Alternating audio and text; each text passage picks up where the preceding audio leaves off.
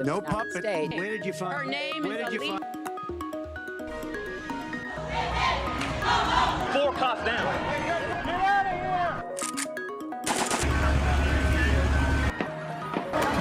Shots fired. We have 1 suspect down. The UK even went as far Taking as a moment to axing a reflect search and on rescue where we are prophetically in the world and especially in our nation.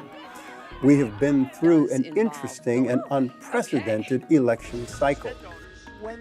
And at the end of it all, Donald Trump is the new president of the United States of America. And that scares some people. But as believers, we must be reminded that God has not given us the spirit of fear. We walk by faith and not by sight. And we must believe that God is the one who changes times and seasons. He is the one who removes kings and sets up kings. So we live in that confidence that God is in control. Throughout the Gospels, however, Jesus spoke about the signs of the times.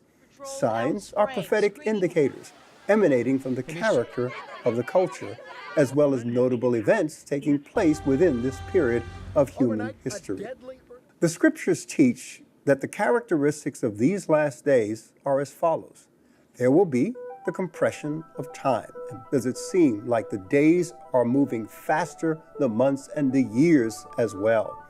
There will be the acceleration of activity, the busyness that we see around us and in our daily lives. There will be the magnification of personality, where people will be so large in their personality that that's what's going to drive decisions that are made, not about substance and character. There will be the increase in the intensity of living, and this creates levels of stress that we never imagined possible in our daily lives. There will be the deterioration of character, and no longer character being used to determine who should lead us and who we should give power to. There would be the emasculation of manhood, the erasure of moral standards, the perversion of principles, the hardening of hearts towards God and our fellow man.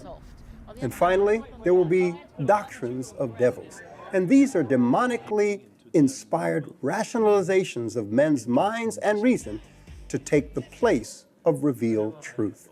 We have a responsibility as Christians, as believers, to live with a spiritual awareness and sensitivity to these prophetic indicators. However, God has not given us the spirit of fear, as I said earlier, but of power and of love and of a sound mind.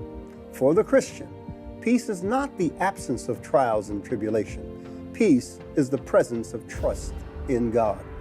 As the prophet Isaiah says in chapter 26, verses 3 and 4, "You will keep him in perfect peace, whose mind is stayed on you." Why? Because he trusts in you. Trust in the Lord forever, for in the Lord our God there is everlasting strength. This is A.R. Bernard. God bless you.